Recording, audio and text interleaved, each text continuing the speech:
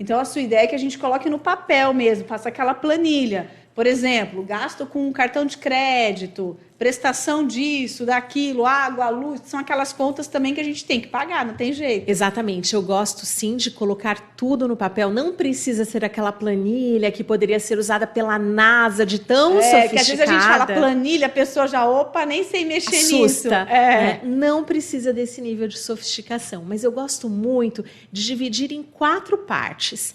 A primeira parte são aqueles custos fixos essenciais. Então, por exemplo, o aluguel, por exemplo, a mensalidade da escola, tudo aquilo que eu assumo de compromisso, o condomínio, e que eu tenho ali aquele mesmo valor todos os meses e que eu não posso deixar, em hipótese alguma, de pagar. Esses aí a gente não consegue cortar. Então, o que a gente precisa fazer? É no momento da contratação ou recontratação, é que a gente tem que observar se cabe no orçamento.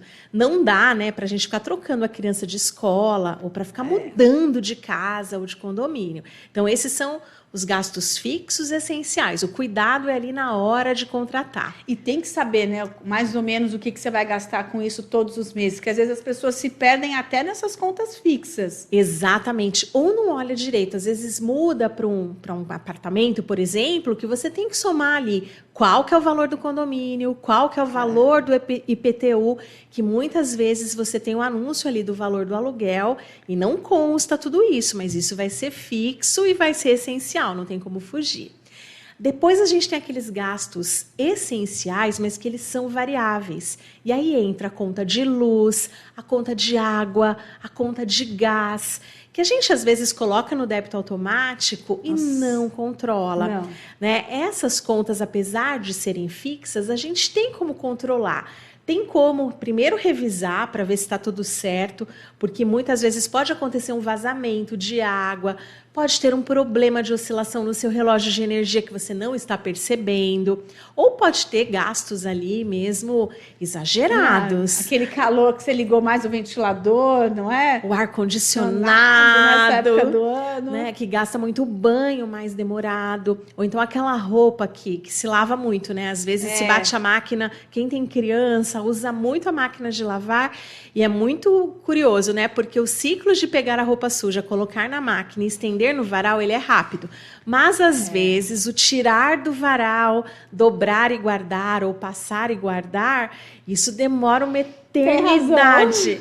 E sabe que isso faz a gente gastar um pouco mais? Porque quando a gente tira a roupa, assim que ela secou, é possível ali você esticar com as mãos, dobrar e já guardar sem precisar passar. Mas quando ela fica esturricada, aí já era. Aí tem que ligar o ferro. Ligou o ferro, já está pagando mais. Já está pagando mais. Outra coisa que faz a gente economizar é usar a panela de pressão. Por exemplo, eu vou consumir feijão. Antigamente as nossas mães faziam muito isso, né? Já cozinha para um período maior. Para semana, às vezes. Para semana e congela. Isso faz com que você gaste menos gás. Ter o cuidado de não deixar mesmo as lâmpadas acesas, de não tomar banhos muito demorados. Tudo isso está dentro ali do nosso controle. Então, apesar de serem essenciais, a gente não pode assumir que não dá para mexer com nada. E é engraçado que as pessoas muitas vezes têm essa sensação, mas isso é bobagem, será que o banho ali 5 minutos vai fazer diferença? Será que eu ligar o ferro para passar 3 camisetas vai mexer nesse orçamento do fim do mês? Então, isso contribui ali para aumentar um pouquinho as contas. Contribui. E ainda que no mês o impacto seja pequeno, a gente tem que sempre lembrar que temos que anualizar isso. Isso sempre vezes 12 nos trará ali o reflexo de quanto é verdadeiramente o impacto disso nas nossas finanças. E com essas pequenas economias, de repente dá agora para essa época, né, de calor, quem sabe passar uns momentos mais agradáveis aí na praia, na piscina, fazer uma atividade de lazer com a nossa família.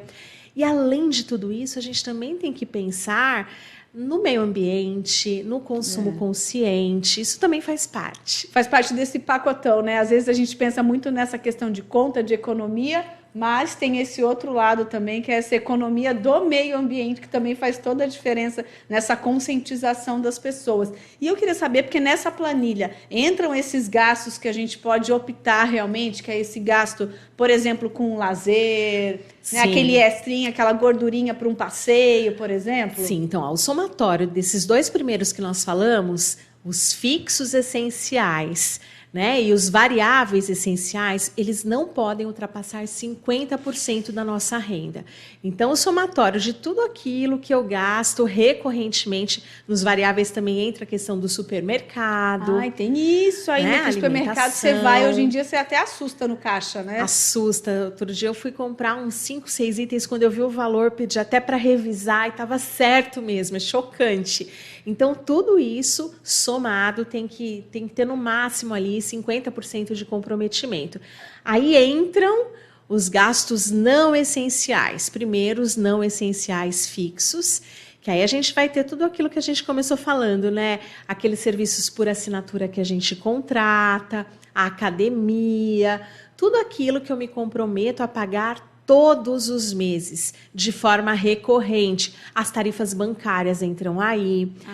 Né? Por exemplo, as tarifas do cartão de crédito entram aí. O pay-per-view para você assistir lá o seu time do coração entra aí. Nesse pedacinho que vai entrar. Que vai entrar. E aí é onde a gente pode efetivamente fazer os cortes, fazer a revisão. Que aí é mais do que a economia, né? Que a gente estava falando daquele outro bloquinho. É cortar mesmo. O que você pode tirar de gasto. Exatamente. É eliminar. Né? Como dizia aquele programa de TV, você foi eliminado. Mesmo. Elimina esse gasto a mais aí para a gente melhorar essa planilha de começo de ano. Exatamente, porque muitas vezes a gente contrata num momento que faz todo sentido e de repente a vida muda, a nossa agenda muda e não dá mais para continuar com aquilo ali. Deixou de fazer sentido para a vida atual ou para o momento financeiro atual.